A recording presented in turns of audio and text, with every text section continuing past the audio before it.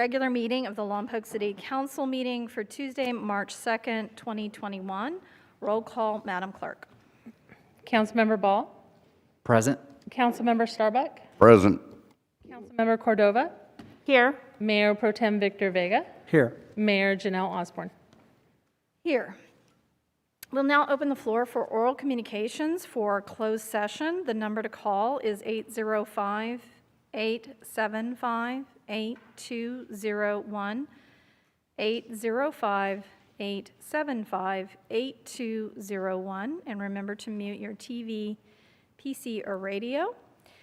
While we wait to see if there's any calls, was there any written communication, Madam Clerk? Not for this map. Thank you. And the item is conference with real property negotiators, property APN 085-121-016, parking lot at near 123 North H Street. Seeing no one call in, we'll close oral communications and we will reconvene open session at 6:30 p.m. I will recuse myself on this item. Thank you.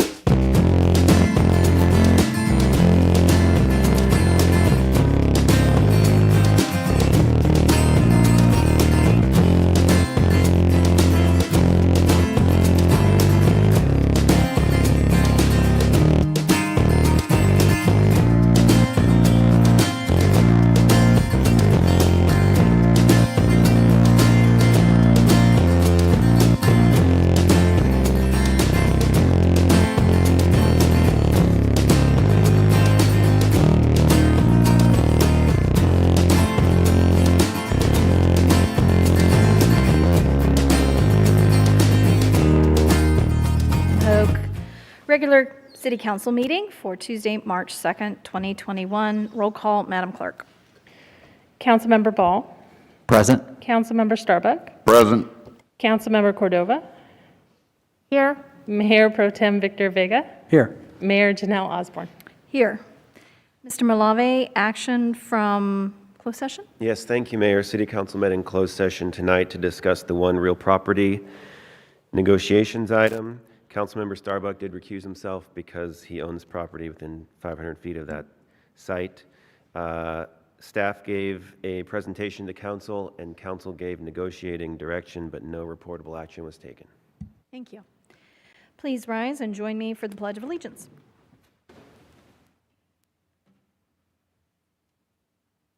I pledge allegiance to the flag of the United States of America and to the republic for which it stands, one nation, under God, indivisible, with liberty and justice for all.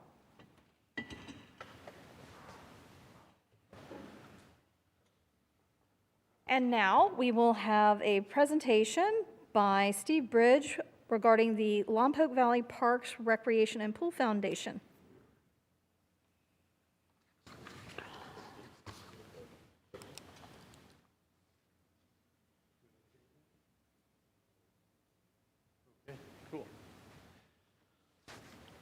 Madam Mayor, Councilman, staff, thank you for having me here today. I'm going to go through this pretty quickly. The foundation is really what I call as a co-op foundation. It takes committees, subcommittees, and allows them to operate under the umbrella. Today we have 7 committees. You must have 10 members. The foundation gives them nonprofit status, accounting, basic insurance guidance, and how to follow the rules. They establish their own mission and they control their own finances.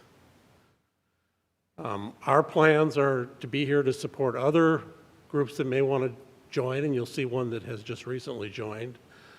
We're happy to work with the city and get any grants that come in that methodology.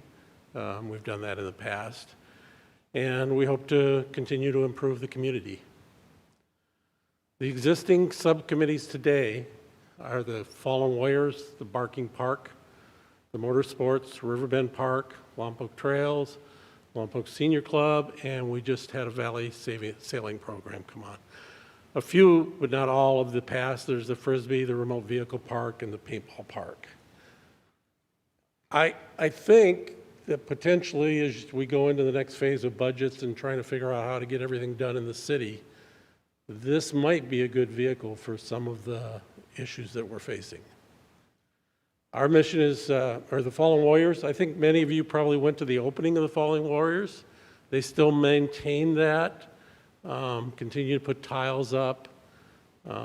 They raise thousands of dollars for this. And they did it in a relatively short period of time. I know that seems like a long time up there, but it takes a long time to get things done.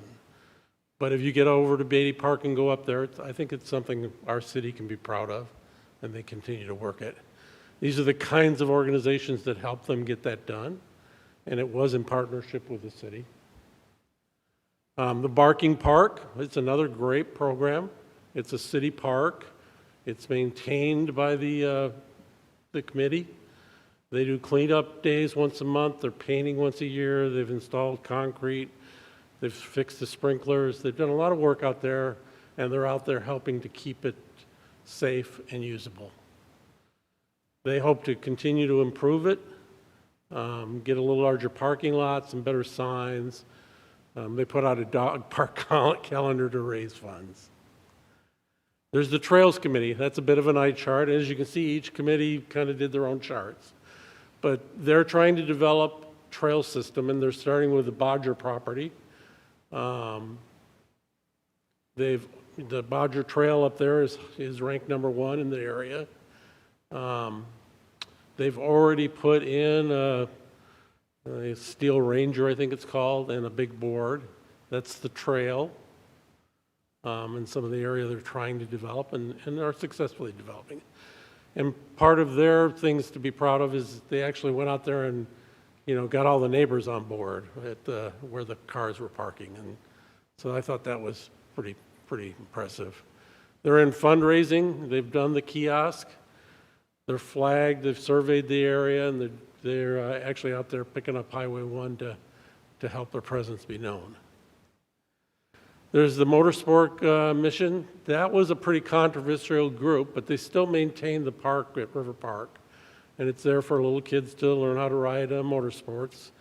And they still have the vision to see if they can develop something similar to what they had before. I've recommended they go to all electric, but they raised thousands of dollars, and a lot of that was grant funding, matching funds, and the city worked with us to get that. And maybe that wasn't the right place, time, or effort, but I think it shows what a small group of people can do when in partnership with the city.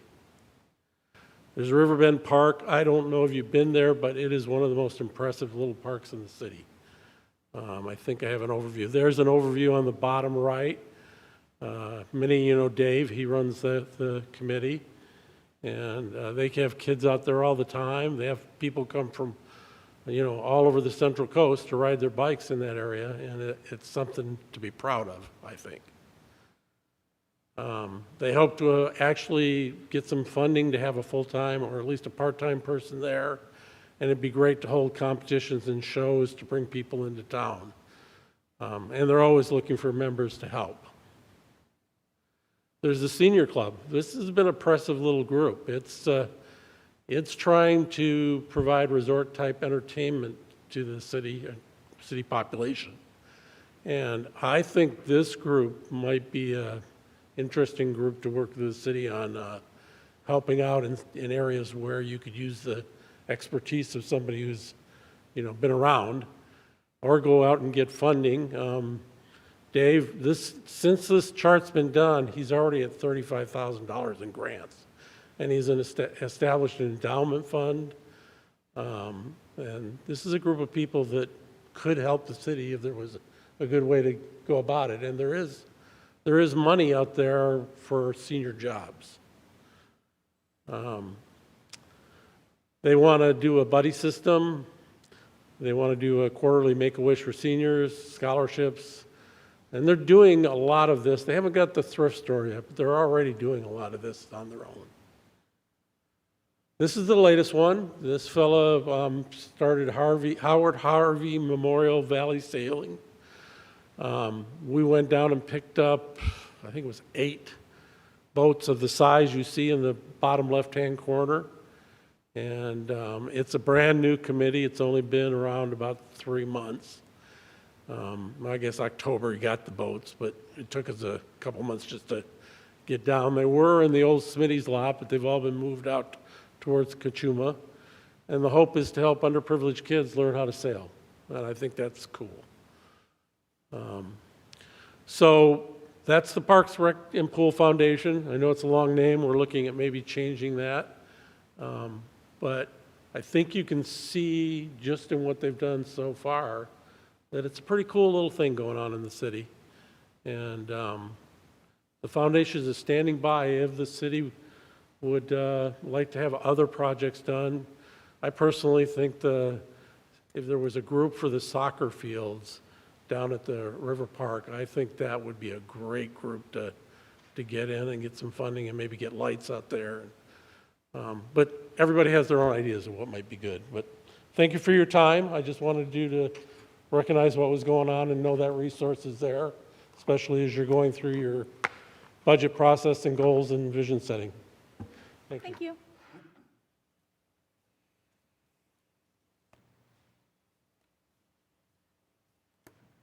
City manager report. Oh, thank you, Mayor and Council. I want to start off first with just a quick reminder. So we just started snowy plover nesting season. It began on the 1st, yesterday. The Vandenberg Air Force Base, we had a meeting the other day, and they wanted to just remind everybody that it started, because their goal is to keep that beach open the whole time, but they also have to report off to the Fish and Wildlife and the other entities that oversee them. So it is critical for anyone who visits Surf Beach to be mindful of the areas that are off limits to the public during this nesting season. Just a reminder, after the agreement was reached, was it a year ago, a year and a half ago?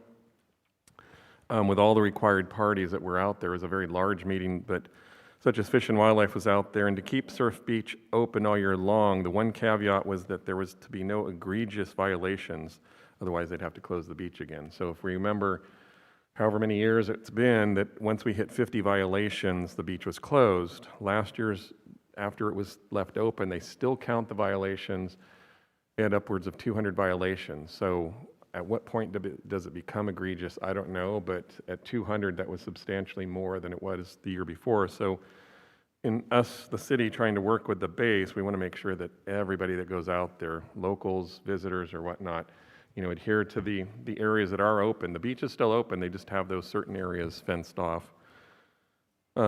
We just don't want to see it closed again. So if we can all do our part, if you see someone in the area that they shouldn't be in, ask them politely to step out of that area, because we want to keep that beach open for everybody. Some really good news, you've probably seen or heard that the Beatty Park Playground is having, the official grand opening is going to be tomorrow. It is limited because of the social distancing from the health order, so we're going to be having a small grand opening group that's there, but we'll have everything. We have a little video about it with people trying out the equipment. We'll have the pictures and everything else from the opening. As a reminder, the park upgrade started in August of 2020 with funding from the state's Prop 68 per capita grant funds.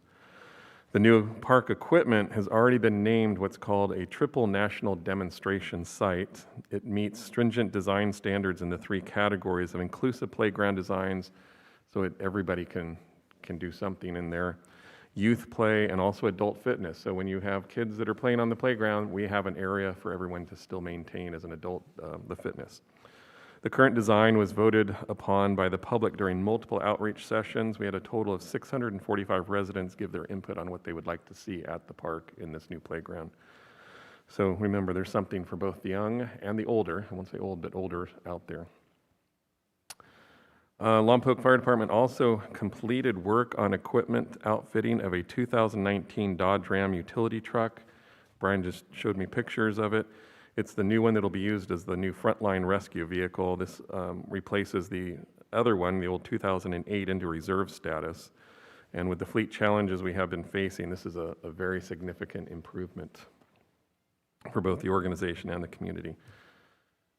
The last one, and this is a fun one too, it's the Recreation Division for the city is sponsoring 2 different Easter events. It's hard to believe it's already Easter, but it is coming up.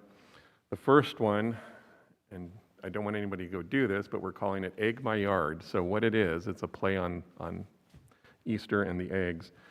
So what you can do is you'll be going and registering. If you hop to it, and you can get up to $30 as the cost. They'll bring out a bunny. Bunny will come out and you have social distance, but you can see the bunny. They'll leave baskets of food, candy, eggs, and other miscellaneous goods on your front, so you sort of get egged on your front yard. Again, it's a $30 registration fee, and we want to have people sign up as soon as possible for that. The other one is an Easter egg drive-through. It is free to whoever participates. It's fully sponsored by our businesses, our nonprofits, our different social groups that are out in the community. That one's going to be Saturday, April 3rd at Ryan Park, and it'll be from 10 a.m. until the supplies run out. The Easter Bunny at the end of the drive-through, and they'll be there to take pictures of the bunny near the windows and post on social media. And goodie bags will include candy-filled eggs and other miscellaneous treats. So again, if you want to do the other one, better hop to it, as they say, with the Easter Bunny. So that was all I had. Was there going to be a staff presentation or not? After consent? It has been moved? Okay. We will now move to, were there any questions for City Manager? Seeing none, we'll move to consent calendar. We'll open the floor for public comment on consent calendar items 1 through 4. You can call in at 805-875-8201. 805-875-8201. Remember to mute your TV, PC, or radio. Did we have any written comments for consent calendar? No, ma'am, not for consent. Thank you. Again, the number to call is 805-875-8201. And remember to mute your TV, PC, or radio while we wait to see if there's any calls.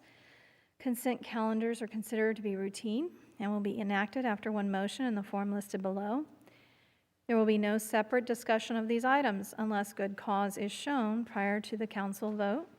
Any items withdrawn from the consent calendar for separate discussion will be addressed immediately before the second oral communications near the end of the meeting. Seeing no one call in, we will close public comment on consent calendar, and I will bring it back to council for request for pull or a motion to accept. Councilmember Vega.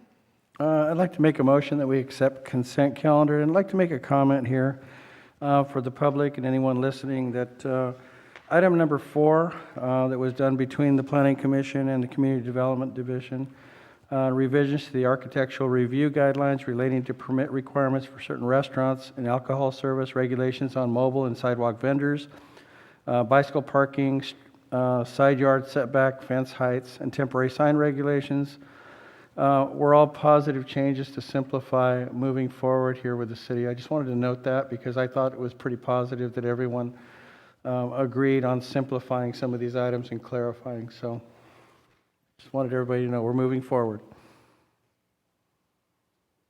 Councilman Cordova. Second. And we have a second. Any questions, concerns? Seeing none, let's vote. And that passes 5-0.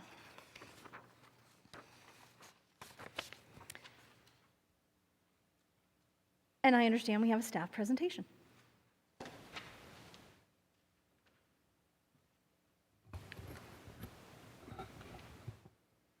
Good evening, Mayor and members of the council and the public watching online. My name is Brian Fetterman, Interim Chief at the Fire Department. And following the last council meeting, there was some discussion in the goal-setting area with respect to one of our fire stations. And so after discussions with the city manager, we thought just a quick little historical timeline for the community and for some of the newer council members as we move forward. One thing you'll note is that actually it says Station 51. That's not a typo. The county did a restructuring of all fire stations within the county and apparatus, and so our numerics changed. That was to create a simplistic approach from a regional concept so that we don't have duplications of vehicle numbers and station numbers throughout the county. So the fire station on South G Street is called Station 51 now. And a little piece of that history, Station 51, now on South G Street, back in 1875 is when the fire department was established. And the photo on the left was actually when the station was a combination city hall and fire station in 1891. Pretty cool photo. Looks somewhat similar in concept to what it is today. And it's also where the location resides. The middle photo that you see is in '78 when construction took place on the front portion of the fire station, and I'll elaborate a little more on what I mean by the front. And then the photo on the right is the current station today. This is looking from the north end into the alley at the current Station 51, and I wanted to get a side profile of the building to kind of provide some context. So the front section that I referred to in 1977 was when the single-story piece of the building was demolished and this two-story unit was put in place. It's currently 6,500 square feet. It consists of the administrative offices, storage supply rooms for EMS, and the living quarters on the second floor, as well as the apparatus bay. The middle section, which you can see this seam right here, all the way back to here, was built in 1957. It's 2,300 square feet. It houses the training room that all personnel use, the captain's office, one downstairs bathroom with showers, as well as 2 apparatus bays that are used for storage of equipment. And then the most historical, oftentimes a little bit spooky, is the old jail, somewhere between the 20s and the 50s that was built. If you ever drive down the alley next to the mural, you'll see one of the old steel doors that was used to bring those to be housed in the jail through, and there's still some old cell doors back there, so pretty neat. It's significant to identify these three separate components as I go through the timelines from a historical piece, if I can. There we go. So many of you know, following the Public Safety Commission in 2004, there was an ad hoc committee that was formed that did a deep look into public safety from both police and fire. And subsequent to some of the findings by that volunteer group within our community, Robert Olson and Associates was hired in 2007 to do a fire protection services for the city of Lompoc in planning for the future. And it was around that time that a true third-party consultant came in and looked at some of our infrastructure needs and staffing needs. And then, of course, we had the recession challenges, so moving forward on some of those recommendations were put at a hold until the city could come back around. When Chief Ladapow got here in 2012, we started a fire service master plan, so they took a deep look into the history of operations of our department, and subsequently that report and its recommendations were adopted by council in 2014. And along with the performance measures, our infrastructure again was identified as a significant challenge to our growth. So we hired Elin Spies and Height to come in and do a seismic evaluation. There's been a lot of conversation about the seismic stability or instability of Station 51. And the summary report yielded that the building is very likely to be partially or completely non-functional as a fire station in the event of an earthquake. So we turned around and consulted with Frank Shipper Construction Company to do a seismic rough order of magnitude statement for cost and conceptual schedule. There's some, as I did some history and research on this, again, this was a conceptual conversation and estimation of what it would take to retrofit the building, and also to Mr. Starbuck's point at the last meeting about where we would house the personnel. That was all inclusive in this presumed $3.2 million cost for the facility. So what we did is we started doing some work with, through our hazard mitigation plan, through OES and through FEMA to see if we could do some grant submissions for retrofitting of the station. We also subsequently looked at a review and design of a new fire station, which was presented to council in 2016 at the north end of the city to try to combat some of the challenges with Station 1, now 51. And as we know that wasn't moved forward, we still continue to look at the challenges. In 2019, OES, following some of those grant submissions, notified us that the project was ineligible because it wasn't viewed as feasible or effective as a long-term solution, so that we wouldn't be moving forward in the hazard mitigation process with them. And it kind of sat by the wayside for a little bit as we looked at some options and some CIP adjustments and how we could move forward. And what kind of brought this to attention was in 2019, there was a bit of a shaker off the coast of Ventura, and immediately the following days, the crews noticed new cracks in the building and two of our doors that wouldn't open.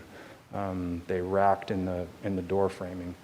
So working with Mr. Luther and his team, we had the original Elin Spies and Height come back out and look at the building again to do an assessment. He advised that from what he could see, it was no imminent safety concern different than what was identified in the first phase, but again, noting that there wasn't any seismic compliance issues that were addressed from the 2014 report.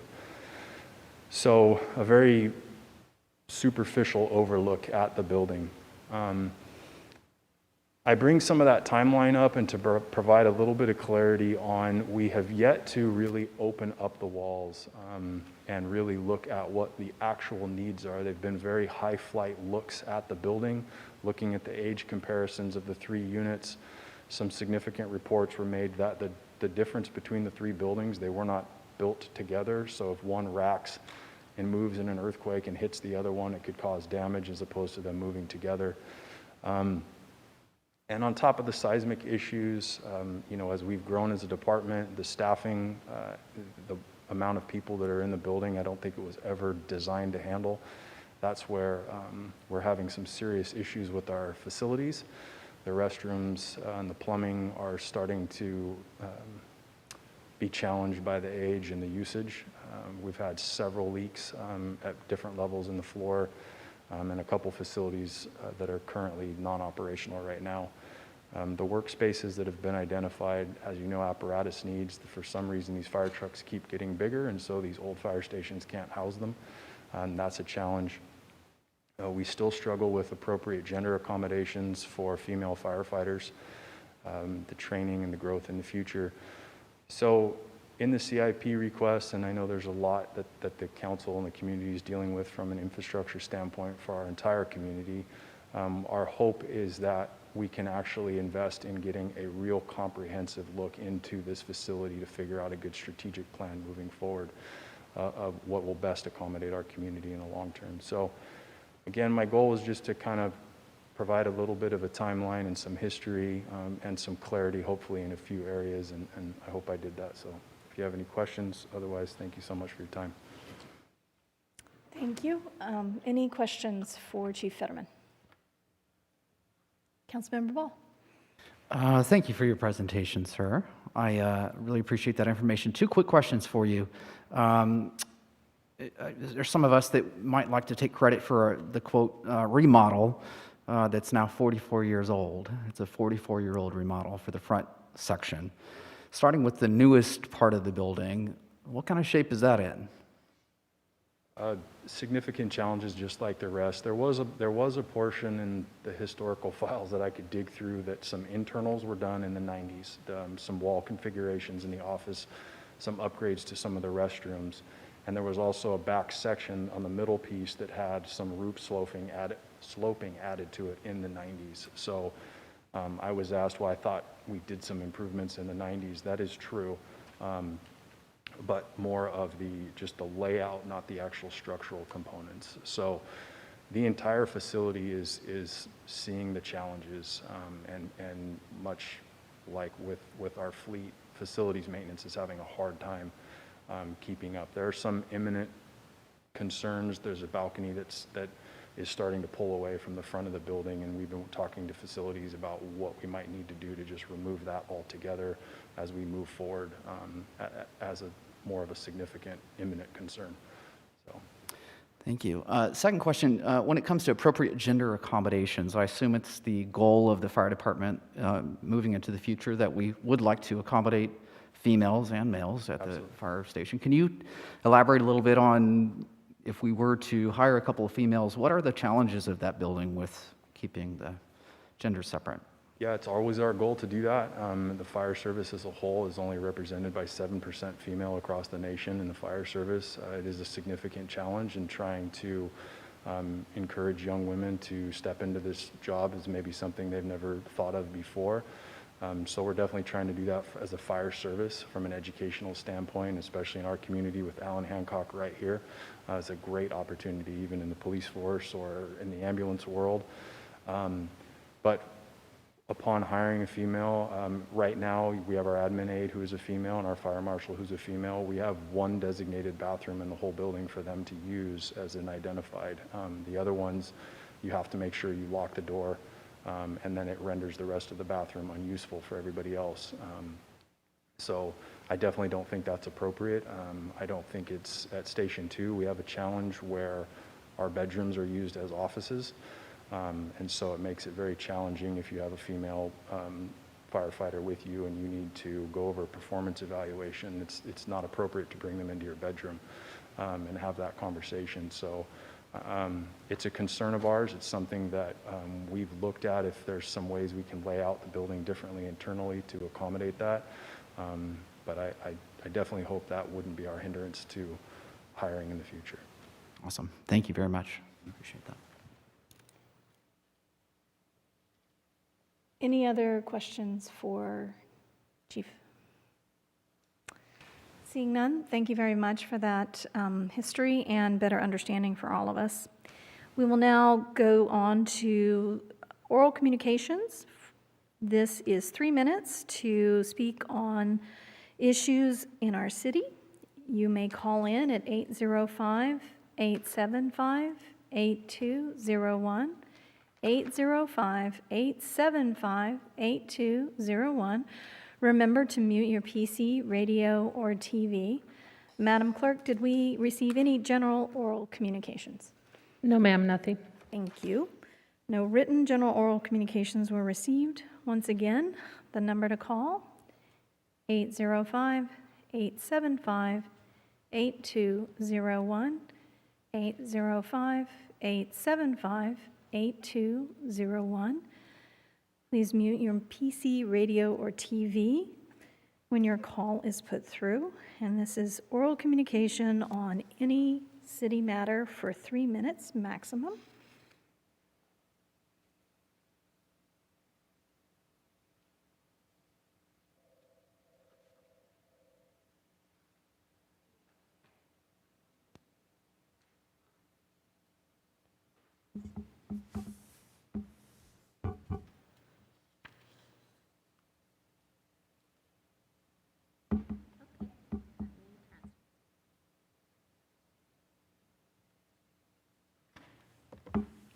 Good evening. You're live in the Lompoc City Council meeting. You have 3 minutes to provide your public comment.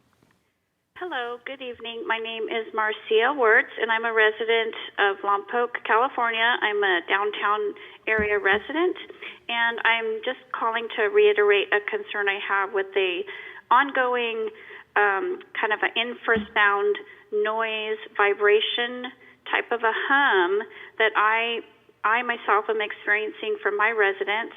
I'm in on the West Walnut area, and I've communicated this in writing to the city of Lompoc as about approximately 1 year ago in March of 2020, and have since been following up with communications regarding this.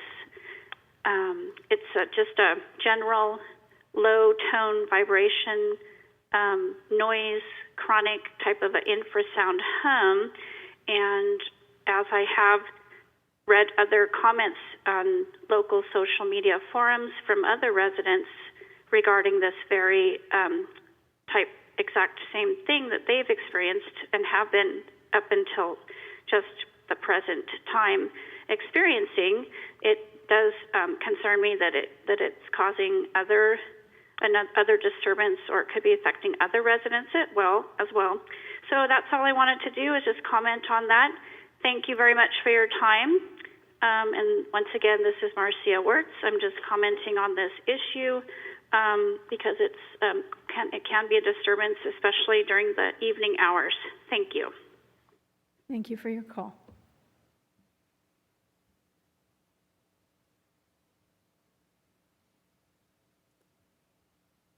Seeing no additional calls, we will close oral communications and bring it back to the agenda for appointments. Tonight, we have council appointments to the Library Commission. We have one at-large term ending January 2023, and we also have a at-large position ending 1/2024. Currently, we have an applicant for one of the positions, Olivia Magana. I will entertain a motion for her appointment, and just as a note, remember to choose a term. Councilmember Cordova. I will go ahead and nominate Mrs. Magana for the 2024 term. Thank you. I'll second. And we have a second. Any questions or concerns? Seeing none, let's vote. And that passes 5-0. Welcome to the Library Commission, Olivia. Item number 6, direction regarding complaint from Lompoc citizens about noise emanating from private property within the county of Santa Barbara. Approval to send letter to county to address noise impact. And we have city manager to present. Thank you. All right. Thank you, Mayor and Council. So this was a council request to be brought back from the December 15th council meeting when the council majority requested the item. So the city did receive some complaints from residents living on the city's northeastern border, I guess you could say, concerning possible noise from nearby farming operations. The noise is reported to be from large agricultural fans that come on when the temperatures drop too low. Some residents had actually put a petition together, sent it off to the county requesting something be done because it is outside the city limits. However, being part of an agricultural community does bring with it some unusual living experiences, with one of those unusual experiences being agricultural noises generated by the different farming operations. City staff does understand that there are considerations on both sides of the issue, so we did put together a letter that was drafted to the county requesting any future consideration also be of farming operations be given to the nearby residential areas for items that might be related to noise. If council did decide to move forward with the item, the letter would be sent out under my signature, but it's being brought back for discussion. Thank you. Council, questions for city manager?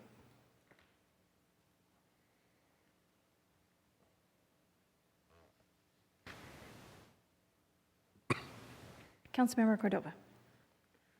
So just for clarification, the task is to identify whether we want to go ahead and send out the letter on behalf of those residents. I read the staff report. It does identify that although the noise is coming from non-city limits, meaning county limits, the residents are within our city limits that are being affected. The ones that have called in, yes. Thank you.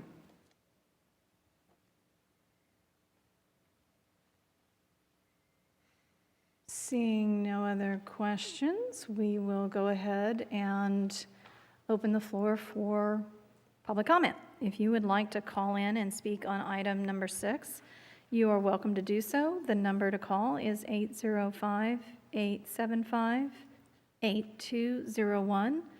805-875-8201. Remember to mute your TV, PC, or radio when your call is put through.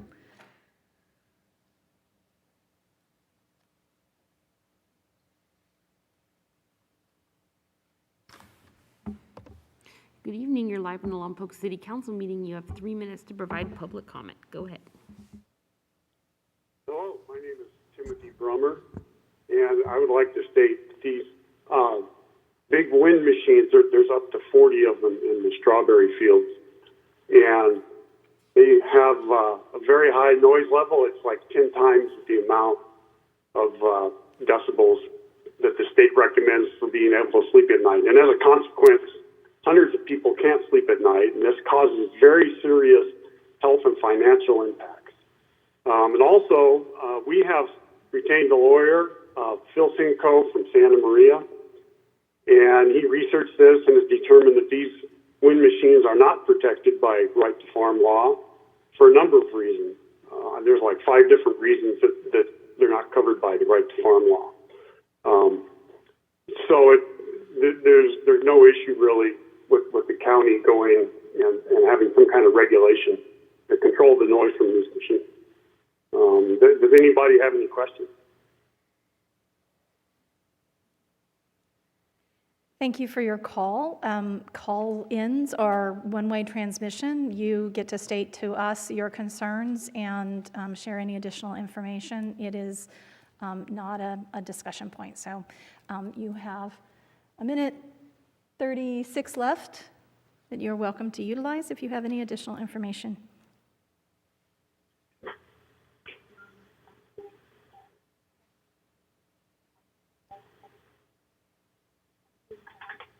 Minute 36 left. You're welcome to utilize if you have any additional information. No, that's it. Okay, thank you.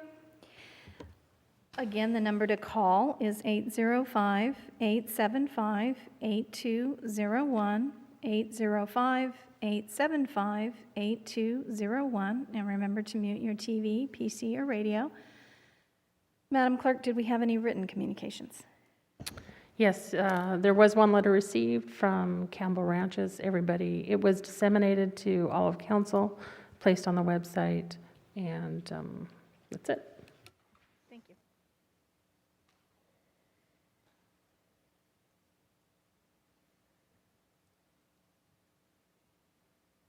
Seeing no one call in, we will close public comment on this and bring it back for council Councilmember Cordova.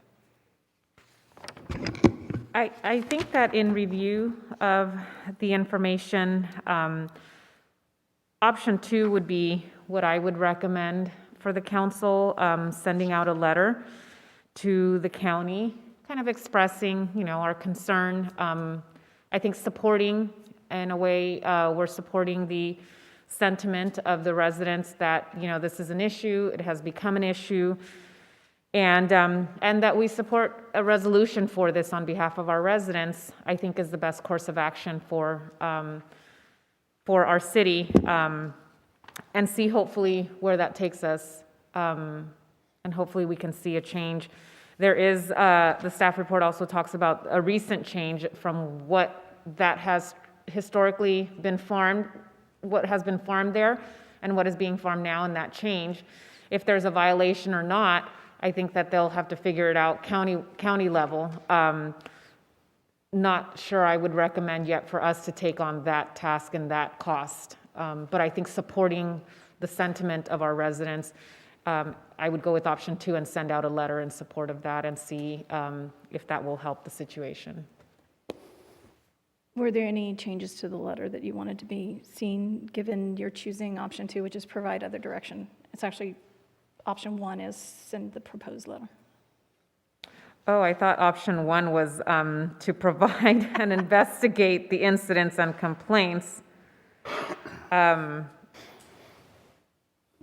the staff recommendations, item 1 is direct city manager to send the letter, or option 2 is to provide other direction. So you're just changing the number on what you're recommending. Yeah. Okay. I say send out the letter. Okay. And I don't have any changes to the letter. Okay. I read the letter. Okay, that's fine. Just wanted to make sure, given the Councilmember Starbuck.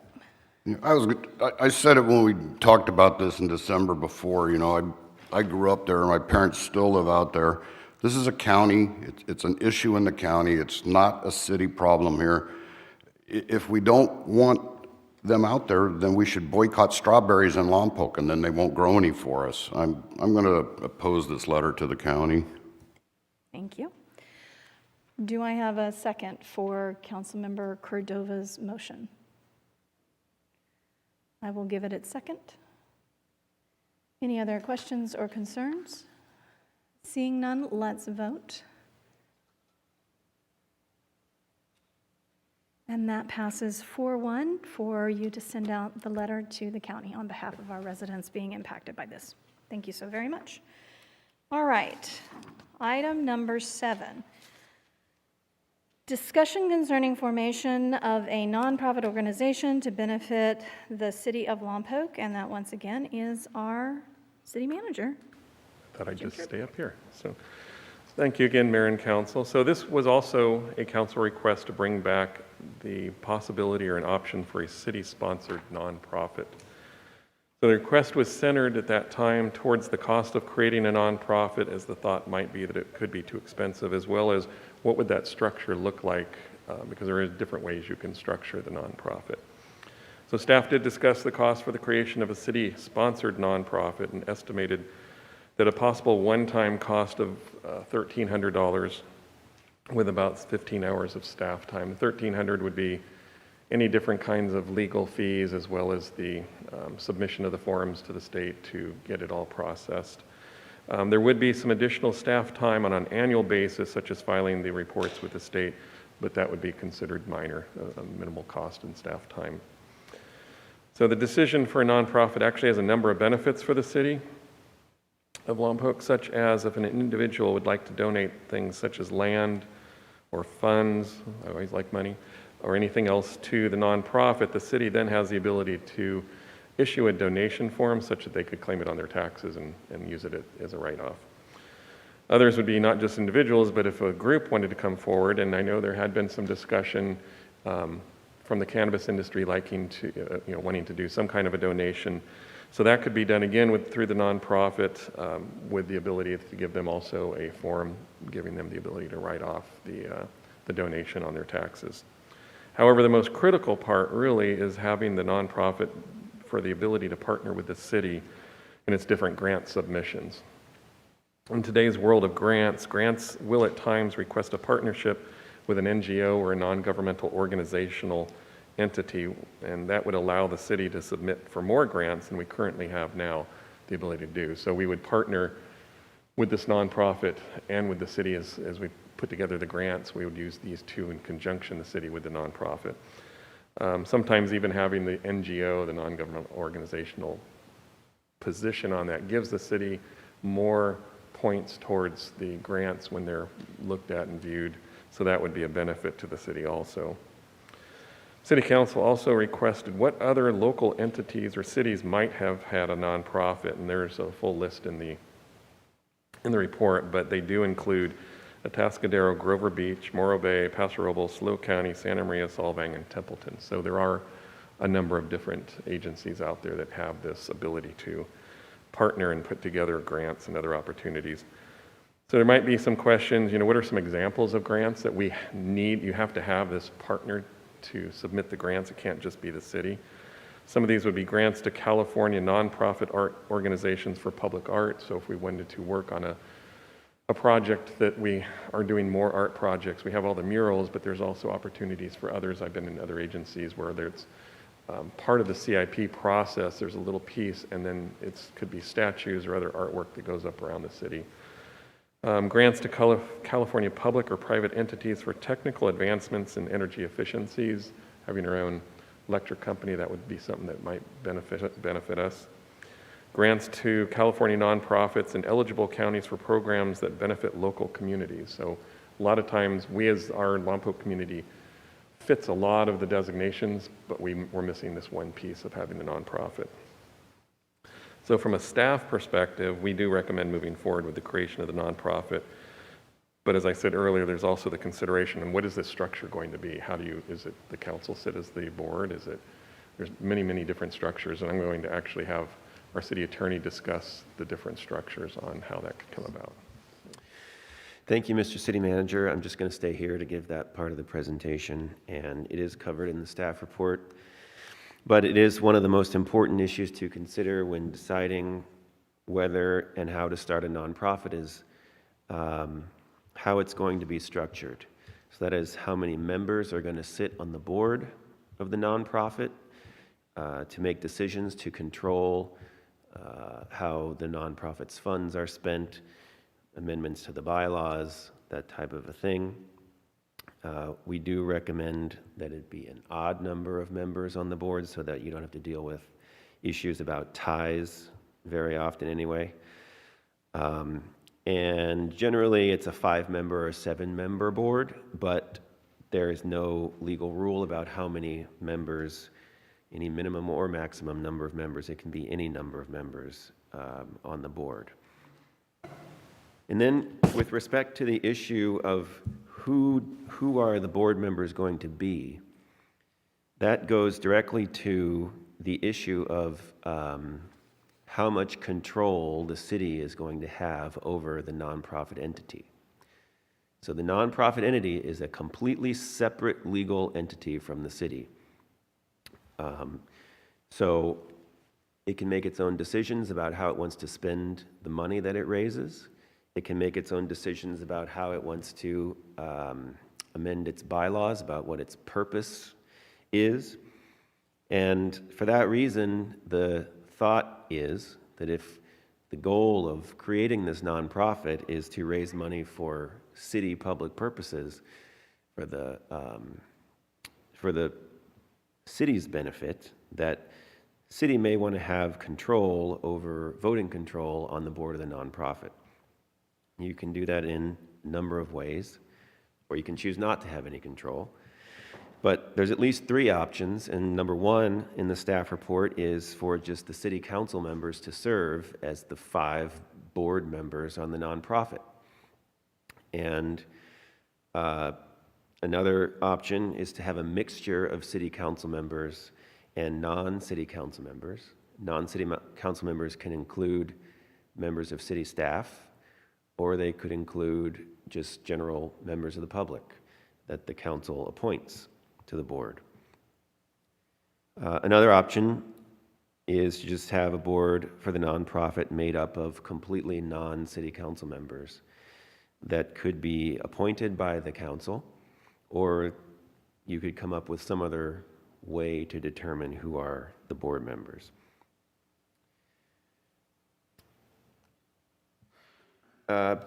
So going through those options, the staff report talks about what maybe the pros and cons of each one of those options are. So if you have a nonprofit board that is entirely made up of city council members, that definitely gives, of course, the city complete control over the nonprofit and the way that the nonprofit fundraises and the way that the nonprofit spends the money that it fundraises.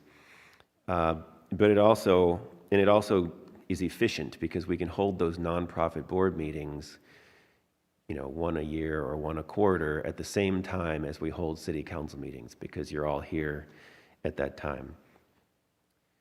And the board would be subject to the Brown Act, so that would also work with holding the meetings at the same time as the council meetings. But the potential drawback of having the council serve as the nonprofit board is that private entities may be hesitant to donate to an organization that might be perceived as political. And it may be perceived as political if the city council itself is the nonprofit board. Option B, the middle of the road option, is to have some council members serve on the board and some non-council members serve on the board. If there are members of the public on the board appointed by the council or determined in some other way, that could be beneficial because it can be perceived as a public-private partnership between the city and the community.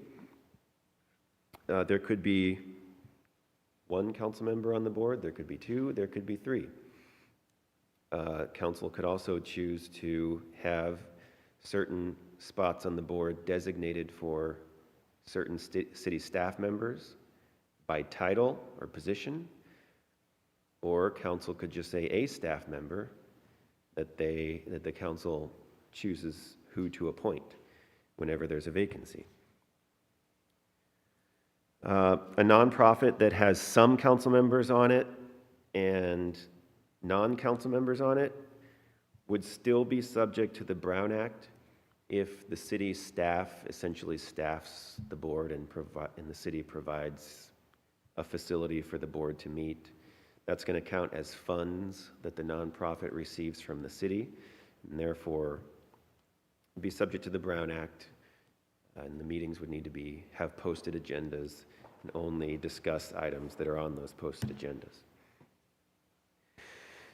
The third option is having a nonprofit board that has no council members on the board.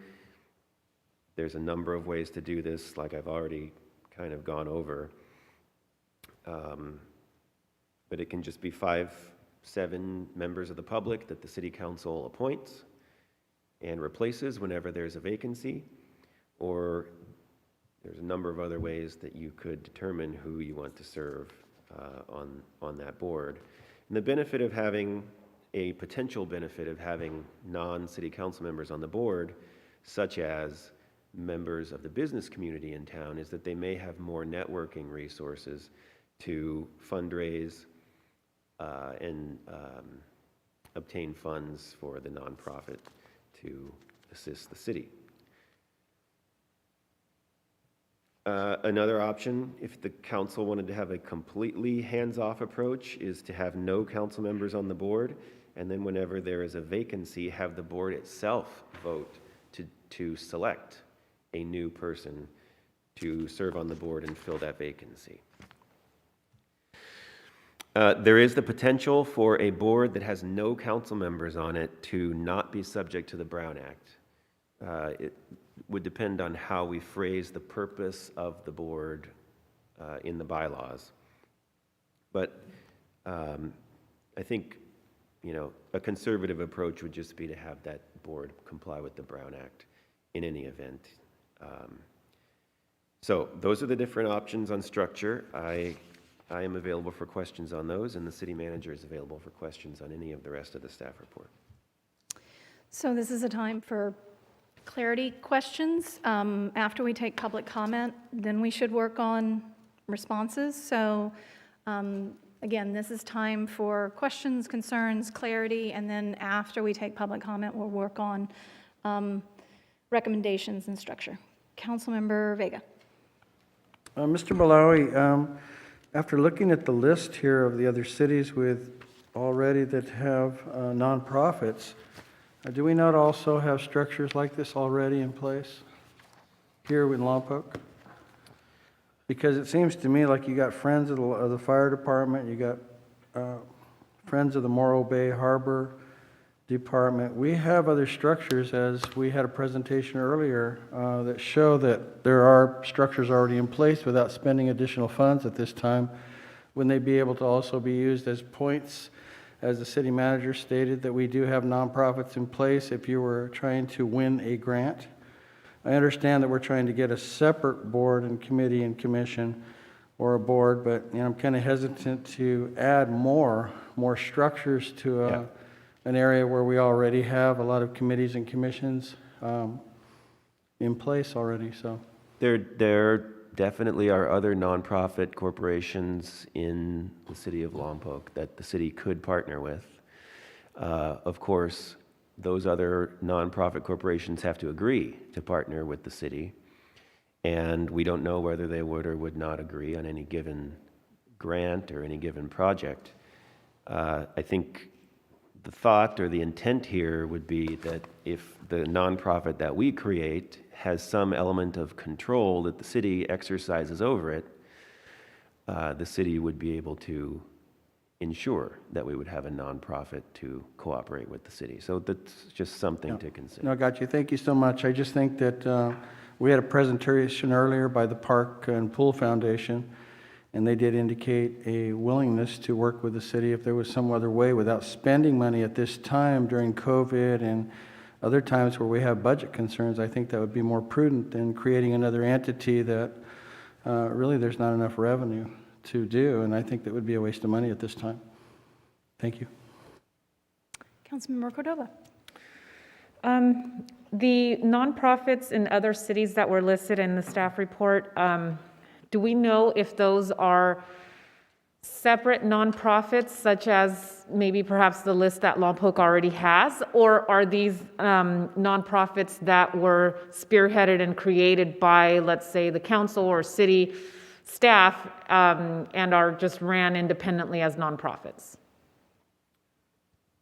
That was a good question, and I did not get that answer. I know some of these you can tell they're the fire or the police departments. So those are specific to those agencies. So those wouldn't be ones that we would want to partner with.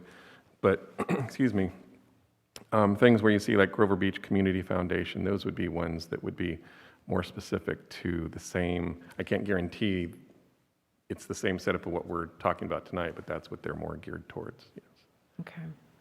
Okay. I do have follow-up comments, but I understand what Mayor Osborne said, so I think I'll wait after public comment for any kind of recommendation. Thank you. Councilmember Ball. I think I'm going to wait until the end, too. Okay. I've got a lot to say, but I'll... Councilmember Starbuck.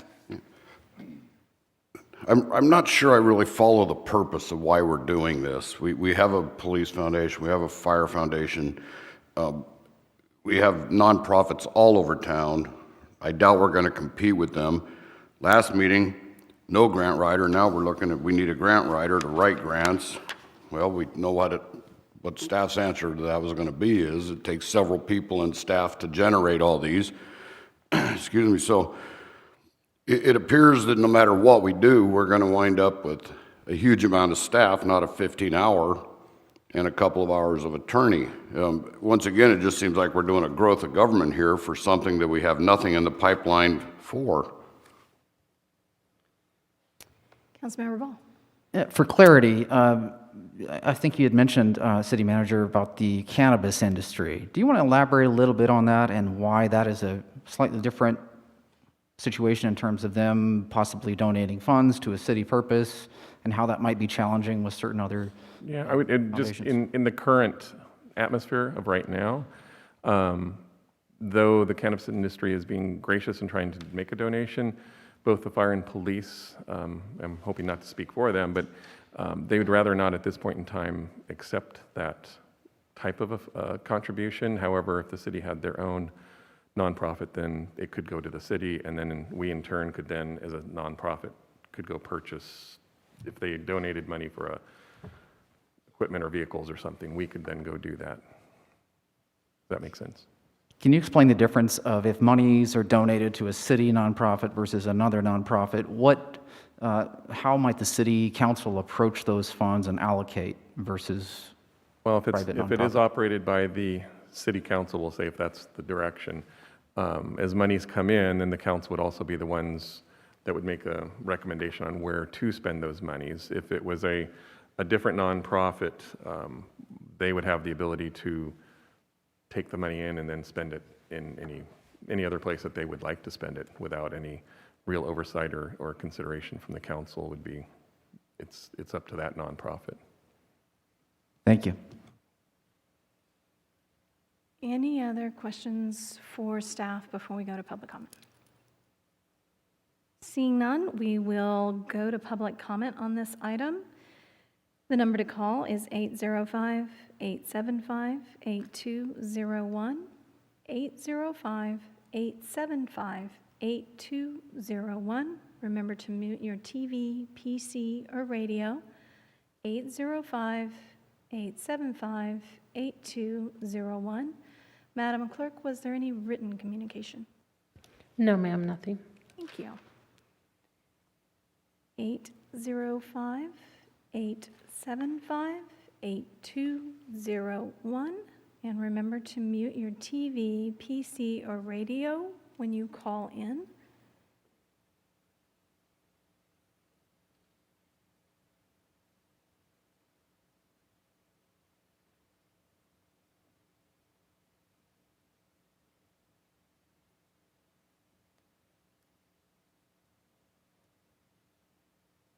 The moment I say we are closing public comment, it often rings, so I will say one more time, 805-875-8201 is the number to call if you'd like to comment on item 7.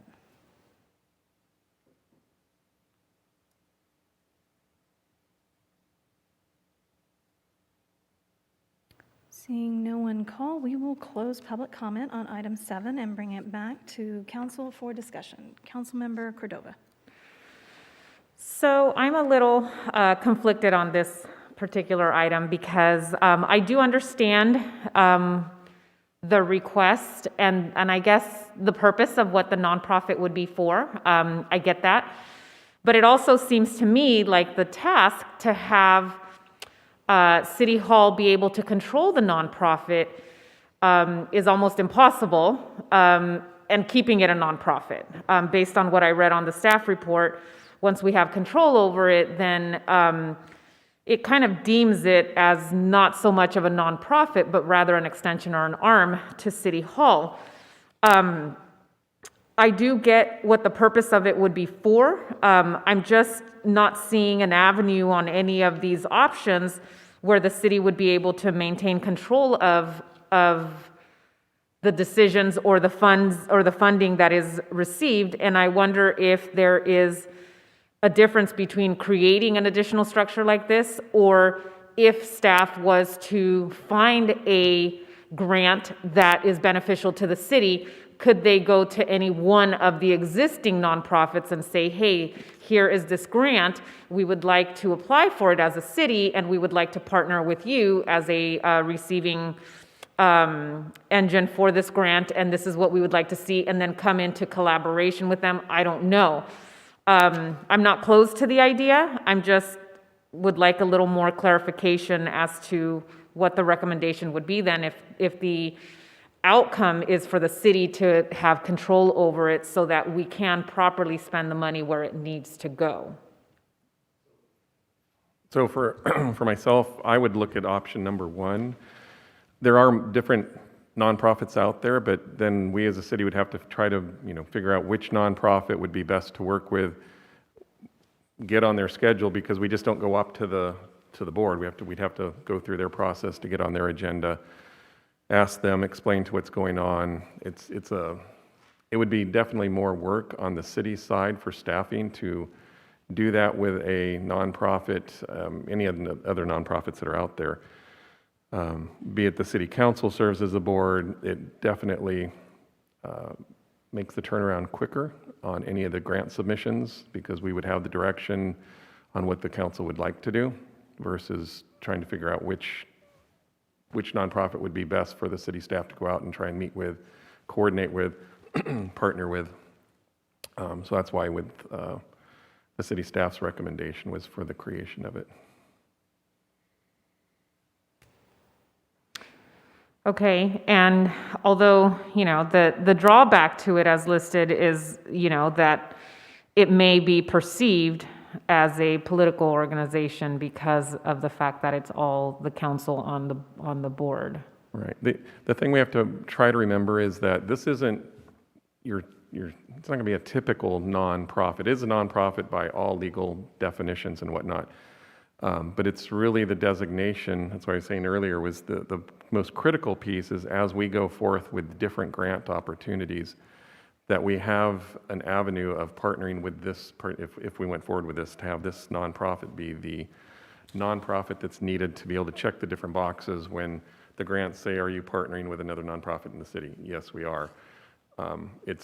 It's becoming a little more cohesive together to know that we're going in the same direction versus any of the other nonprofits. If we were to try and partner with them, they might not go in the same direction that the council was desiring. Okay, so although it can fundraise, the main target would be grant, application and receiving grants for the benefit of the community.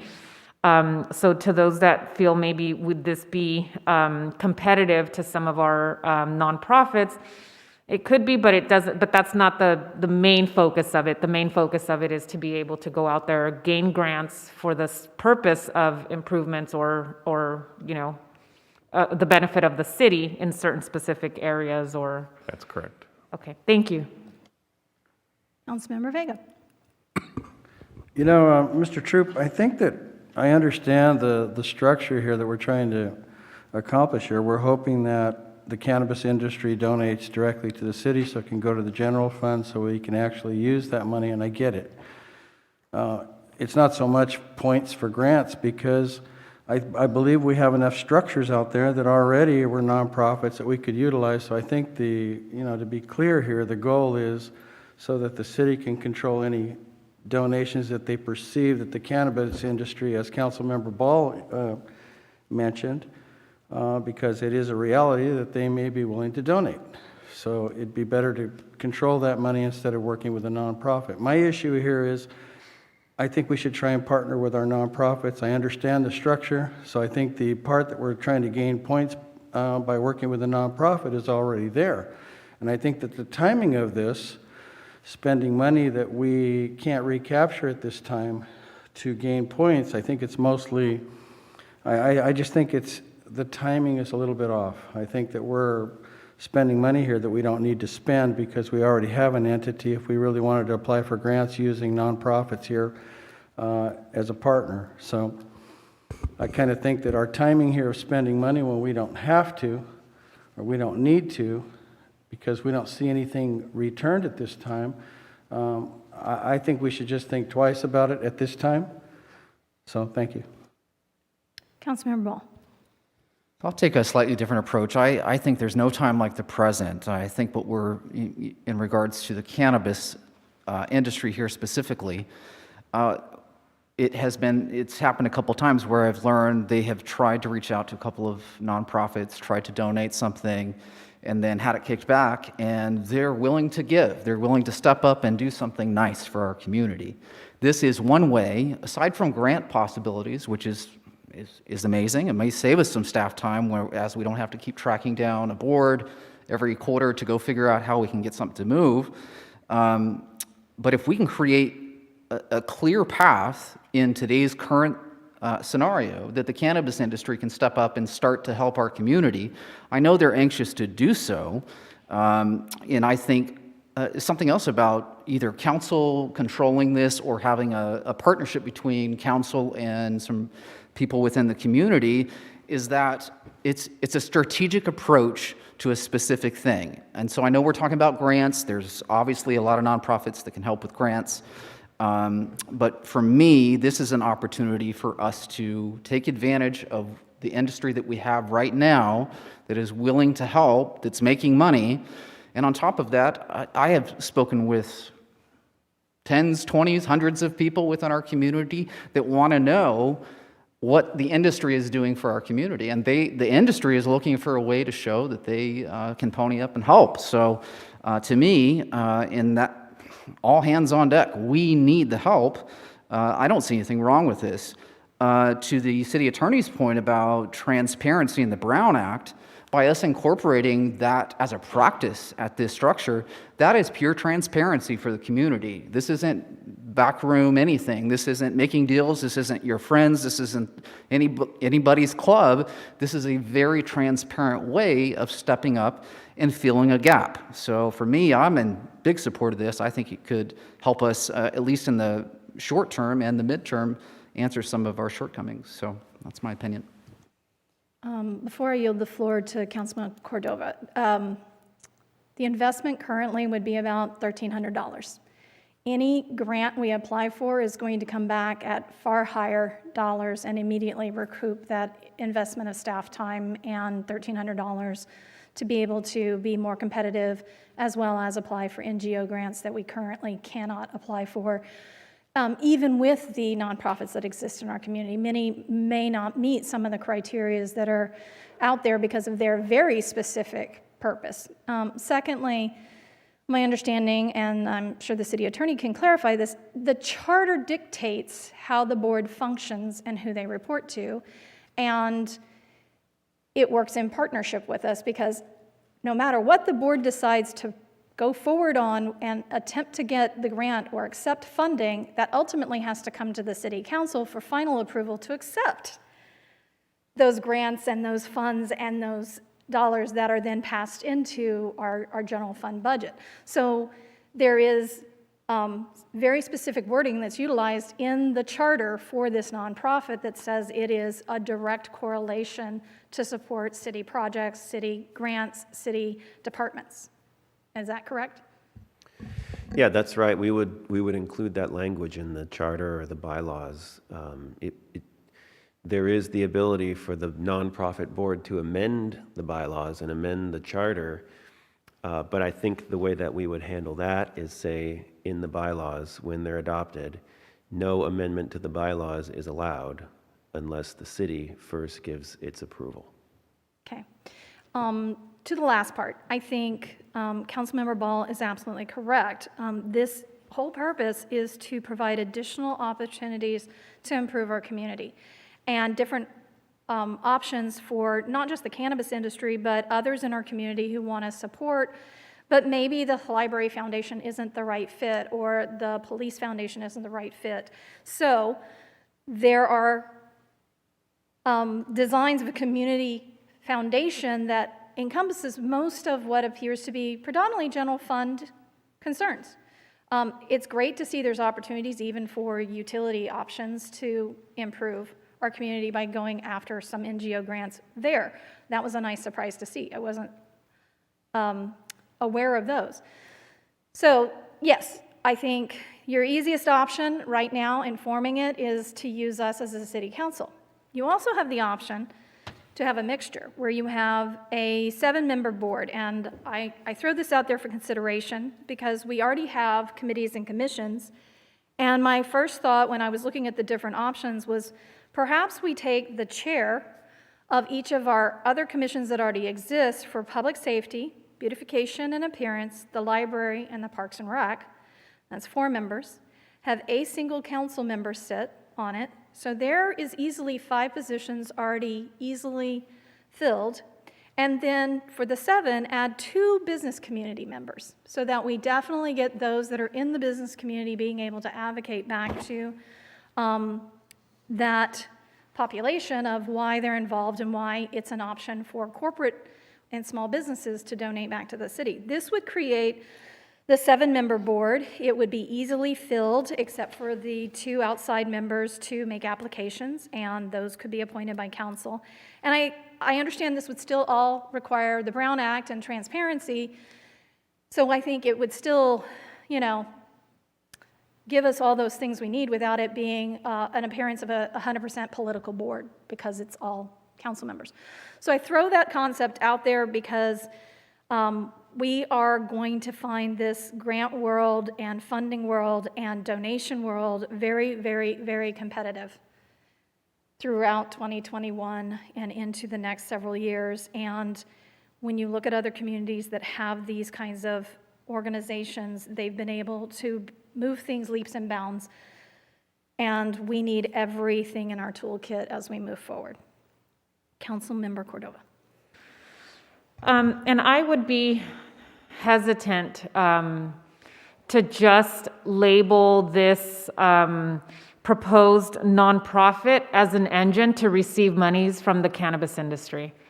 I really dislike that 100%. I don't think that that's the intent or the purpose of this, because I think our needs go beyond that, and I fully understand when certain nonprofits or organizations turn down money or donations from that source, or I get that, and everybody reserves their right to operate, again, their nonprofit based on their beliefs and their what they would like to see as action-oriented items for their causes. But listening to what Mayor Osborne is proposing, I was going to say too that I don't like the idea of having a nonprofit be made up of solely council members, because I think then there's a perceived control, I think a combination of council with public and with staff is probably the best solution. And I do agree that there's a lot of opportunities that are going to come up for funding in the next year or two, even post-pandemic, that we don't want to miss the boat on. And the thing that we have to understand is that organizations have their causes. And so sometimes it's not always as easy to be able to partner with an organization if that's not really their cause, or that's not what their intention is, or that's not what they're doing. So again, I do see the value in this, but I do think that it needs to be a combination of council with representation of staff, as well as representation from the community to make it the best. Was that a motion? I would make it one. I just want to make sure we've had all the discussion. So Understood. Let me give Councilmember Starbuck the floor. Thank you. I'm just going to make a couple of comments here. Public safety not accepting money. I'm kind of floored with that. The ones that need the most funding are turning away the funding, is what you've just told me. They don't want to accept money. We've been successful as a city in donations. We've received property, library, the Benton Trust, Mark's House. I mean, the list could go on and on if I thought about it. We're not that successful on just routine grants. Now we're going to go trying to get routine grants, accept normal donations that we do receive, and we're going to also use staff now and council and whoever else they decide to go ahead and run a nonprofit on this. I don't know, it seems like we got a flat spot in the tire here. So, Councilmember Ball. Yeah, I would just say to Councilwoman Cordova's point that each nonprofit does have a cause and a mission. I would just submit that there is a potential that if we could stand this up at the city, that mission could be pretty broad, and it is to transparently move Lompoc forward. It is to connect dots with where resources might be and to put those into the community where we can see some benefit. I would just say, to the point of perhaps the police or fire not being okay with taking funds at the moment, that makes perfect sense, considering that we're talking, in terms of cannabis money, we're talking about something that is still federally illegal. So perhaps the city attorney, would you mind elaborating, or city manager, on the differences of, I don't want to call it a loophole, but there is a workaround. How does that work? How might that work? Do you want to answer first? So I won't say I'm the expert by any means. I don't know if there's a loophole, but one on the public safety piece, to answer Councilman Starbuck's concern, is just the appearance of police taking anything from what was, until not too long ago, considered an illegal drug type of a situation. They want to make sure there's a distance between them. So that's why if we had our own nonprofit, we could do that acceptance as a city and keep that distance there. That's really the biggest piece. I guess I would say too that when this was first brought up, it was to be the engine for obtaining more grants. The side benefit is if such as the cannabis or any other group wants to donate, we have that ability too. That's sort of the extra perk on the side of it. But I don't know if that answered your question or if. It did, thank you. Okay. So I'll go back to my proposal and actually make it a motion. So my motion would be that we form a nonprofit associated with the city via our charter, that it be a 7-member board, that board consists of a public safety chair from our Public Safety Commission, the chair from our Beautification and Adherence Commission, the library chair from our Library Commission, and the chair from our Parks and Rec, that it include 1 council member, and that it have 2 business community members, preferably 1 from a large corporate environment and 1 from a small business. But to get started, I'm very happy to have 2 corporate members of any size join it, and that it be required to follow the Brown Act. And there were a few other questions, so I'll go ahead and say the frequency of the board meetings, it's recommended at least once a year. I would say required 2 meetings a year, and that after that, it's as many as needed to review or have additional discussions about what might be needed. And that city staff is the support, and that's the in-kind support that we give to the nonprofit, and that any amendments to the charter have to come back to the city for approval, and clarity of language about the funds being utilized to improve our city through our city structure be included in that. That is my motion. Councilmember Cordova. I have a question. So that's assuming that each of the chairs of those commissions is willing to participate. What happens if someone says, hey, I don't want to take on another responsibility?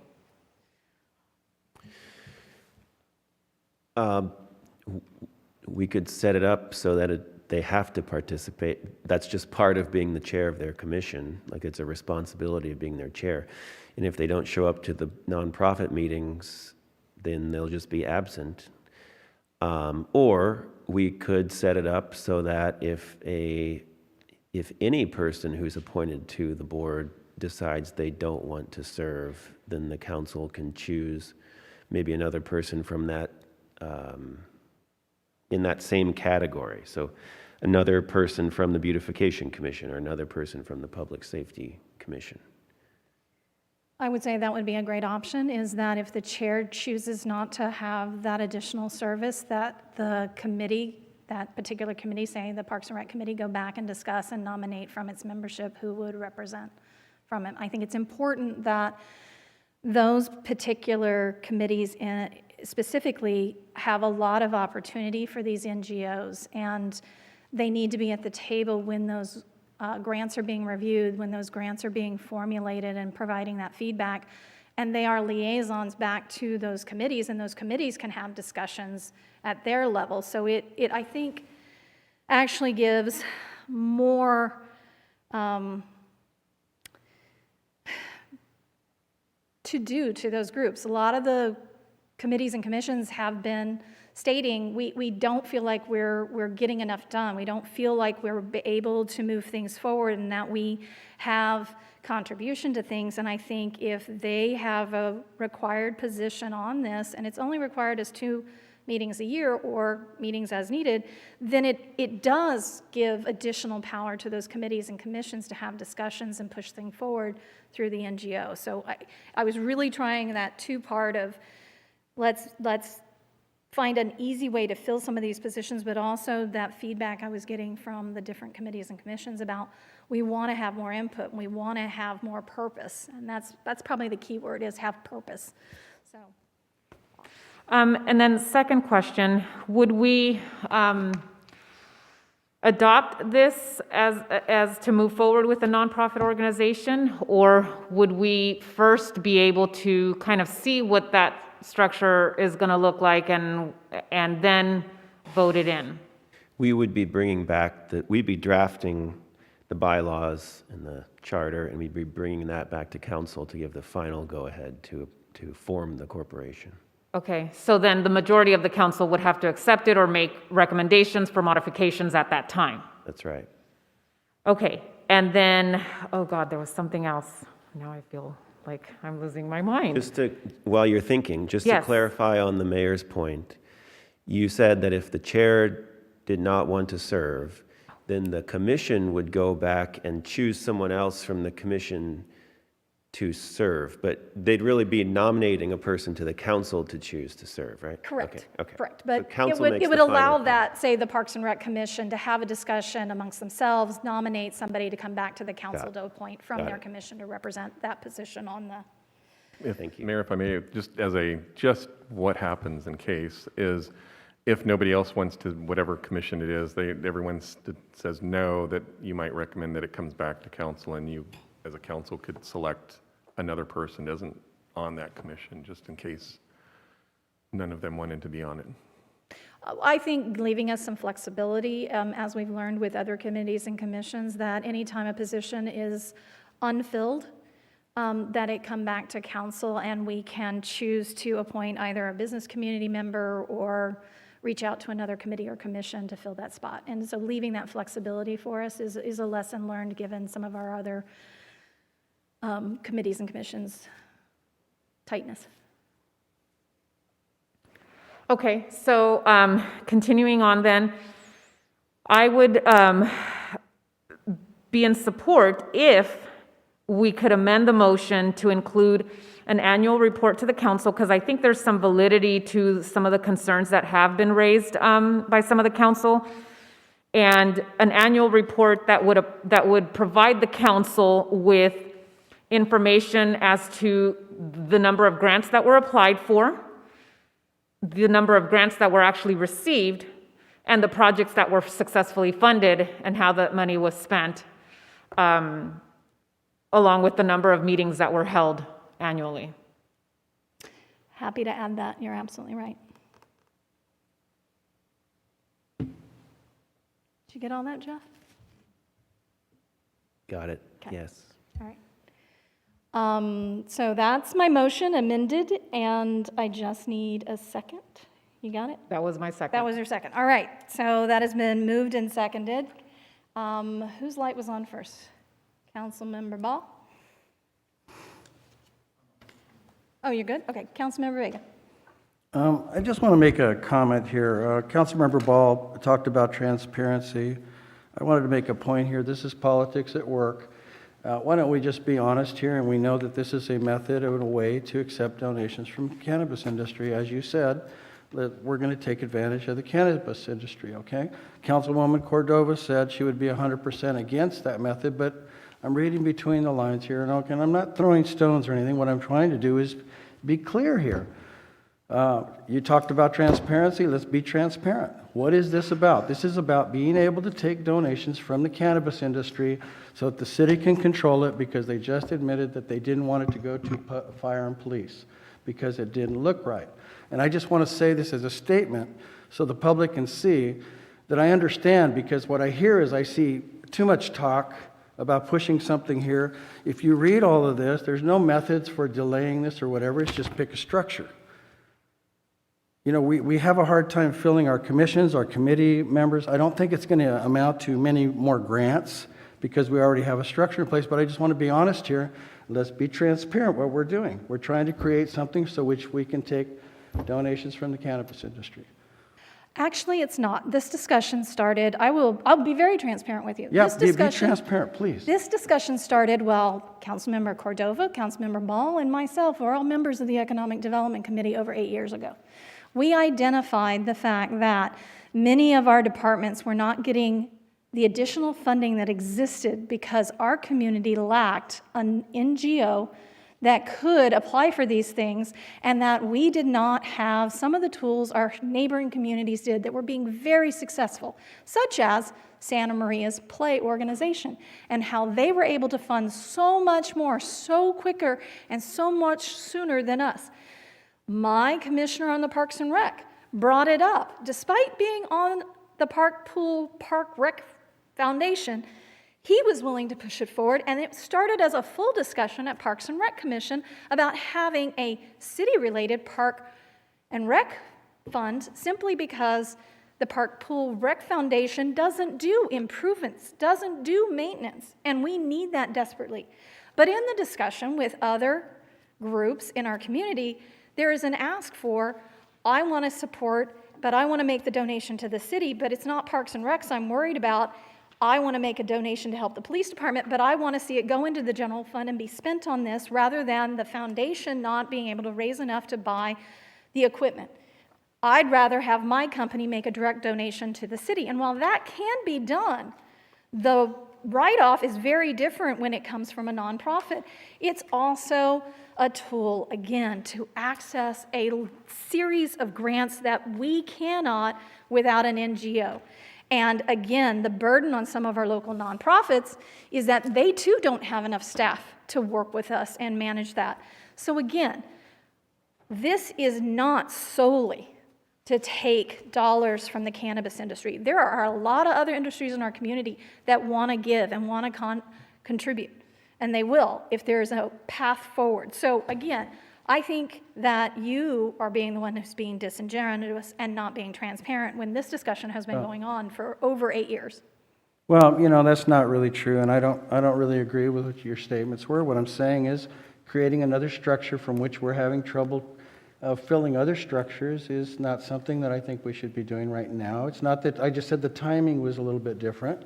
So I said, that's what I'm saying. It's creating more structures where we're asking people to volunteer and be a part of something when we're already having trouble in other areas. Plus, the expenditure part of it is what my statement was. So I'm not here to argue. I understand the method.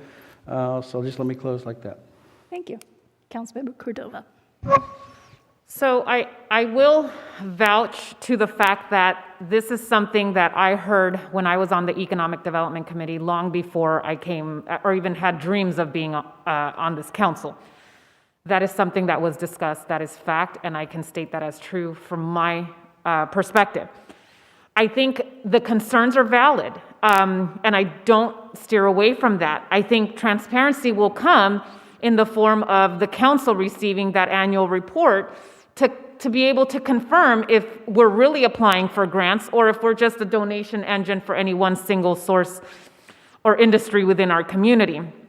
And anyone that knows me knows that I have a problem with us labeling just the cannabis industry in any way, because I feel that it is not our job to sit here and take advantage of any industry for that matter, whether it doesn't matter the industry.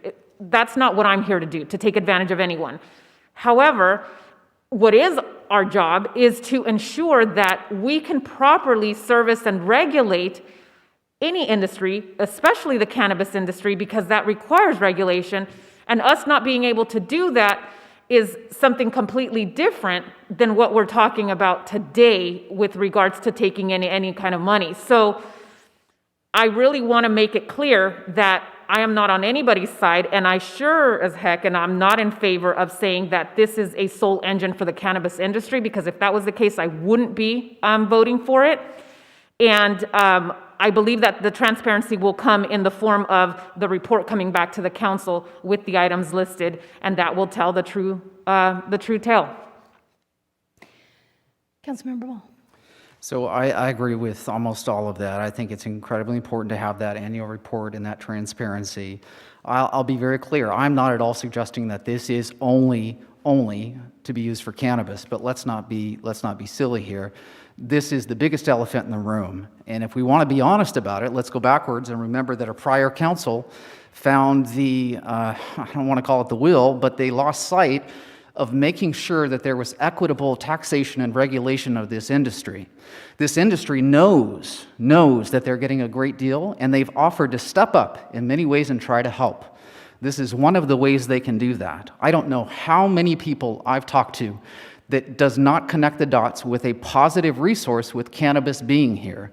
The industry wants to show that they're making money and they can help us actually turn the corner on some things. So I'm not just saying this is only for cannabis, but this is a big player here, and we have to figure out how to get things done at the city level. We haven't done it to this point, and we've had nonprofits for a long time, but we still haven't found the collaborative way to take advantage, or that's the right word, take advantage, but to benefit from this industry. The citizens that vote want to see a benefit if we're going to have cannabis here. And because we can't yet get to the ordinance and update it and make sure there's fair taxation, let's be transparent. We need the resource. The people that voted say we need the resource. Councilmember Cordova. Okay, so respectfully, I have a problem with this because, again, we should not be looking at this as an engine to take advantage of an industry or donations from an industry. Our job, that should be completely separate, and our job should be to properly be taxing or regulating any industry in this community, and that, to me, is a totally separate agenda item. So if we keep bringing it back to that, then I have a problem with it, because if this is going to be an engine for us to be able to take money from an industry that is not being, that we are openly admitting to the fact that we are not properly taxing and we are not properly regulating, I have a problem with that. I have a problem with that. Does that change your second? Yes. All right. So that is not its intention. It is literally part of an ongoing discussion that was started over 8 years ago that is a recognized issue, and it is an opportunity for not just an industry, but many in our community at all different levels to make contributions to and generate additional revenue. So my motion still stands. I am still looking for a second.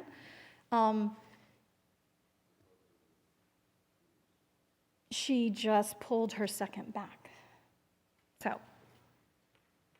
So I'll give you a second, and if anyone's open to it, I'll submit again. And I don't mean to be too just one target here, but if there is openness, and we see after a year or two of these reports, if we find that this is only benefiting, or we're only benefiting from one industry, and we're not seeing grants, being applied for and being granted, and lots of other benefits that we see with this, then let's make that adjustment. That'd be my 2 cents. I believe that we reserve, as the council creating it, we reserve the right to dissolve a nonprofit at any time we choose. Is that correct? Well, the board of the nonprofit would decide Okay. to dissolve itself. So we could put that in as part of a review, that in 2 years we review and ask the board to consider whether or not it is meeting its requirements and whether or not to recommend dissolution if it is not meeting its charter. That's right. Thank you. So that I will amend the motion to include that, if you will accept that as part of my second. Councilmember Cordova. One last question before I place my vote and we move forward with that. Adopting this today and moving forward with it, the bylaws and the structure of the nonprofit will come before the council. What happens if the council cannot decide at that time, cannot agree with what is going on, or with what is brought before the council? Then nothing will be formed. It can only be formed when the council approves the documents that staff brings to them. So by adopting this today, it allows us the opportunity to move forward, construct the concept of the nonprofit, and then bring back before the council one more time the ability to decide, this is the structure, how does this council vote? That's right. this would just give us the starting point to say, work on the documentation, bring it forth to you to have another discussion and look at what's been presented. Understood, thank you.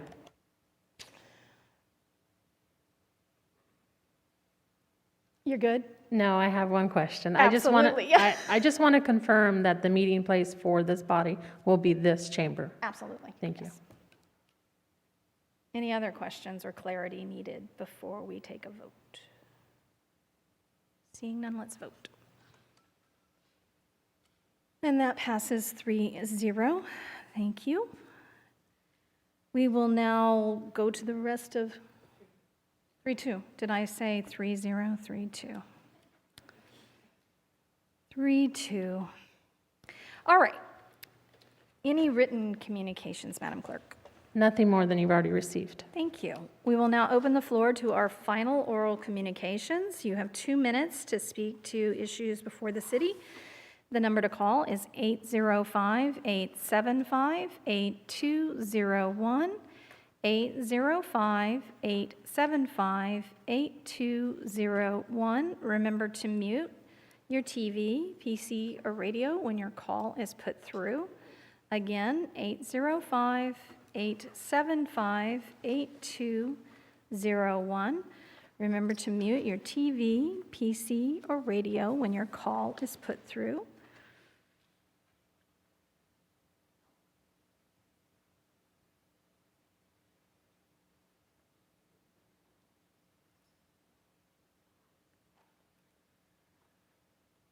Seeing no one call, we will close the final oral communication and bring it back to council. Councilmember Vega.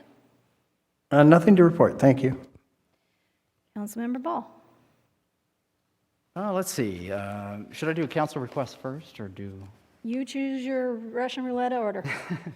All right, let's see, a couple quick announcements. There's a pet wellness clinic happening on the 7th. That's at Ryan Park. I think there's information on Facebook from, what's the group called? Pause. And, careforpaws.org. Care for Paws. And anyway, they're going to be offering some vaccinations, some shots, microchipping, and lots of other services right there in the park. So for those that have pets that need to catch up on some things or just need to make sure their animal is in good shape, that might be a good option for you. And then on Janelle, Mayor, you may have to help me, but the state of Annenberg is coming up. I think that's tomorrow. It's Thursday. Thursday, thank you. Thursday, I believe at 11:30, and then the main event starts at noon. I believe that's on Zoom. But again, you can get information from that through the Chamber of Commerce as well. And then I just had one council request, if possible, and that is, especially after this past week, the county had a pretty serious discussion on the issue of homelessness. And I'd like for us to come back with some sort of start to a plan on collaborating with the county on the issue of housing. I strongly believe, after listening and learning and watching everything and from several conversations, we can do lots of short-term things, but this is a long-term issue. And in my estimation, housing is a big issue there and something we can't handle alone. So we'll take that collaborative effort with the county. So that would be my request. City Manager, did I see correctly that at the next meeting we will have a presentation by the SBCAG regarding our RENA numbers, which do affect housing and will affect us having to bring back and have a full discussion on our housing numbers anyway? We have a few items coming forward. We have the SBCAG presentation, and then soon after that, we will actually have a presentation from the county regarding homelessness and housing. So we have quite a few things coming up. It's part of the kind of annual process and all the new funding that's coming out. Okay. Does that satisfy what you're looking for, or did you want something in addition? It may. What's the timeline for some of those discussions coming So back? the SBCAG, I believe, is the next meeting. And then the county, they contacted, we had a meeting today. They talked about assembling a staff report for council consideration on some partnerships. So that'll probably be an April meeting. Okay.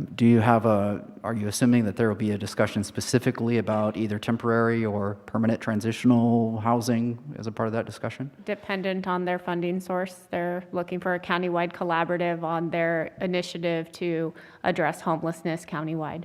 Okay, as long as that's coming back to us, that's great. Yep. Thank you. Councilmember Cordova. So I have a council request. So I think much discussion has been brought forth in regards to the cannabis industry. I would like to have staff bring back a report for our current status with the cannabis industry as far as what tax they are paying for, the difference between the retail versus cultivation and the other side of it, I should say.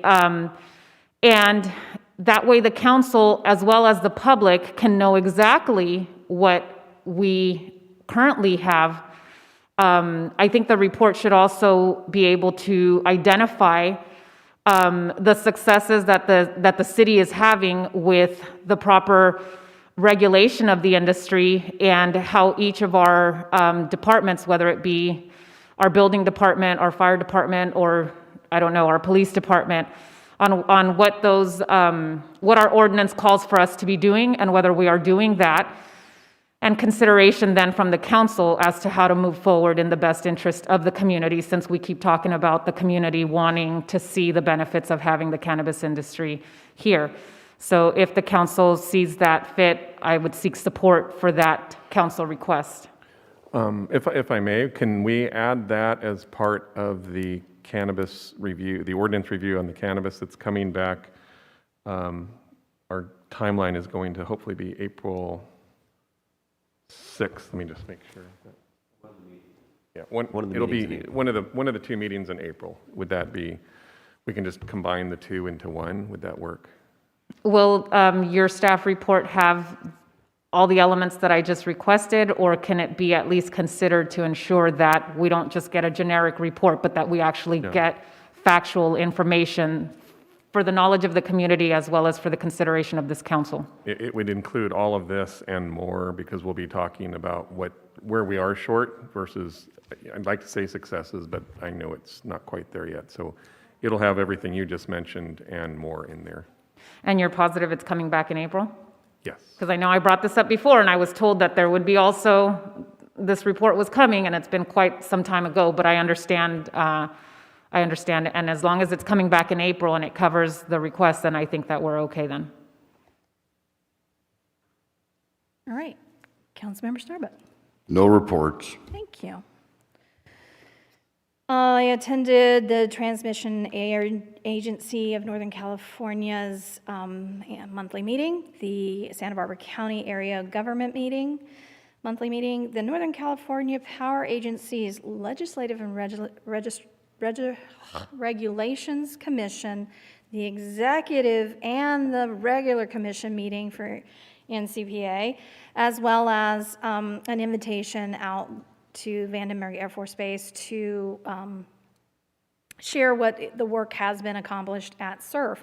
To that point, I want to thank Vandenberg Air Force Base and the Coastal Commission, the Fish and Wildlife, both at the California and the federal level, for all the work that they have done to open the beach back up all summer for us.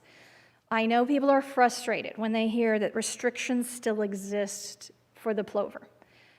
But what has changed is the beach is not closed. They are still required to protect the nesting areas. They are still required to cordon off only a half mile of beach in order to protect those plovers, because it is federal land. But all they're doing is tracking and issuing the fines associated with violating those restrictions. The beach is not going to close. You have full access up and down the coast? No. Again, that's something they don't even control, because the federal government says as a federal property, these mandates have to be followed. But they are working very, very hard to maintain and open and keep the beach access available year-round to us. Their staff is working very hard. They need docents. If you're interested, you can reach out to the base. I'll get the information to our public information officer, and she can put that on social media if you want to be a docent. They have individuals out there that are monitoring this, and they do it by drone, they do it on horseback, and they do it at the gate. They have cleaned up the signage.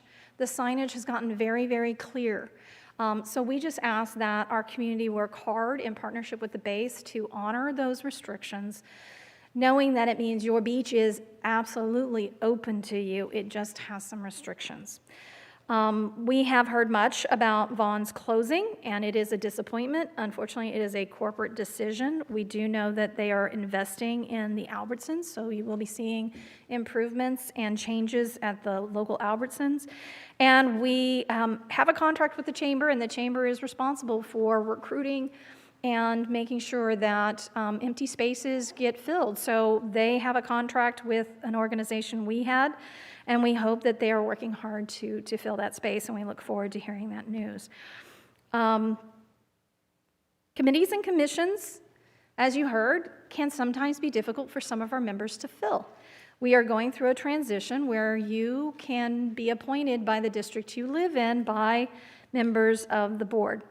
We need to see your applications by March 8th. So if any of the commissions, from public safety to beautification and appearance to planning commission to not the library, I'm drawing a blank, Parks and Rec, Human Services, I'm missing one. And as a result, get your applications in. It's posted on our website. We will also have our PIO share it on social media. And we look forward to having members from across our community represent their neighborhoods and advocate for the things you're passionate in. And I will look at all the applications as I appoint at large, but again, reach out to the district representative on the dais that you are interested in and get your applications in. We will adjourn this meeting until the next regular meeting at 6:30 p.m. on March 16th, 2021.